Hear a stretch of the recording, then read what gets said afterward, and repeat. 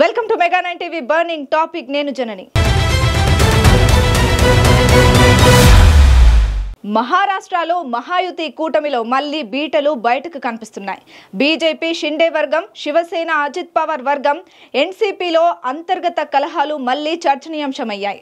అమిత్ షా హాజరైన ఒక విందు కార్యక్రమానికి శివసేన నాయకులు రాకపోవడం ఈ వార్తలకు మరింత బలం చేకూరుస్తోంది. ఇంతకీ శివసేన ఎన్సీపీ మధ్య దూరం పెరుగుతోందా? ఈ విభేదాలు మహాయుతిని ఎలా ప్రభావితం చేస్తాయి?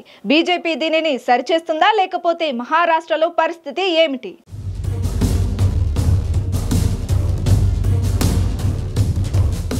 ముక్కలు చెక్కలతో కలిసిన మహారాష్ట్రలోని మహాయుతి కూటమి మళ్లీ చెక్కలయ్యే అవకాశాలు కనిపిస్తున్నాయి. కేంద్రంలో బీజేపీ చక్రం తిప్పుతుండడంతో అంతర్గత విభేదాలు బయటకు రాకుండా కవర్ చేస్తున్నా ఎప్పటికప్పుడు గొడవలు బయటపడుతున్నాయి. తాజా అమిత్ షా టూర్లో మరోసారి ఈ విభేదాలు వెలుగు చూశాయి. అమిత్ షా హాజరైన ఓ విందు కార్యక్రమానికి శివసేన నాయకులు హాజరు కాలేదు. ఈ కార్యక్రమాన్ని బీజేపీ, ఎన్సీపీ నాయకులు సంయుక్తంగా నిర్వహించారని, అజిత్ పవార్ దగ్గరికి అనుచరుడు కీలక పాత్ర పోషించారని సమాచారం. అయితే శివసేన నాయకులు ఈ కార్యక్రమానికి గైహాజరయ్యారు. మంత్రి పదవి కోసం శివసేన, ఎన్సీపీ మధ్య వివాదం కొనసాగుతుంది. ఇది ఒక కారణమని రాజకీయ వర్గాలు చెబుతున్నాయి. అటు అమిత్ షా ఈ కార్యక్రమంలో ఎన్సీపీ నాయకులతో సన్నిహితంగా కనిపించడం శివసేనలో అసంతృప్తిని మరింత పెంచిందని అంటున్నారు.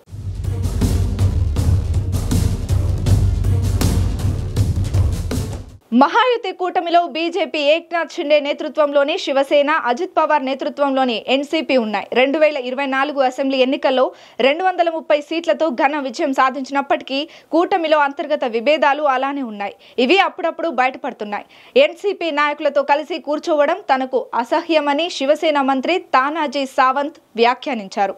అజిత్ పవార్ ప్రకటించిన లడకీ బహిన్ యోజనలో సీఎం షిండే పేరును విస్మరించడంపై శివసేన నాయకులు అసంతృప్తి వ్యక్తం చేశారు.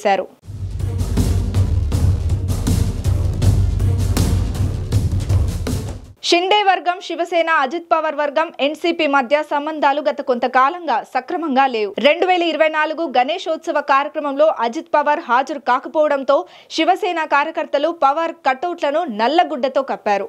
రాయ్గఢ్ గార్డియన్ మంత్రి పదవి కోసం శివసేన ఎమ్మెల్యే భరత్ గోగవాలే, ఎన్సీపీ నాయకురాలు అదితి తట్కారే మధ్య వివాదం కొనసాగుతోంది.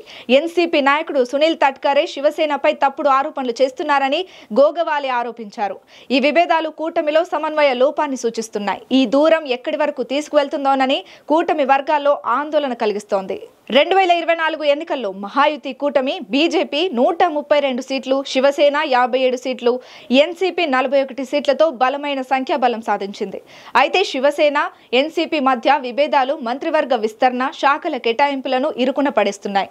అమిత్ షా బీజేపీ కీలక వ్యూహకర్తగా ఈ విభేదాలను సమన్వయం చేసేందుకు ప్రయత్నిస్తున్నారు. కానీ శివసేన నాయకుల అసంతృప్తి కొనసాగుతోంది. 2025 స్థానిక ఎన్నికల్లో ఈ అంతర్గత గొడవలు సమన్వయ లోపానికి దారితీస్తే మహాయుతి నష్టం జరిగే అవకాశం ఉందని రాజకీయ విశ్లేషకులు హెచ్చరిస్తున్నారు.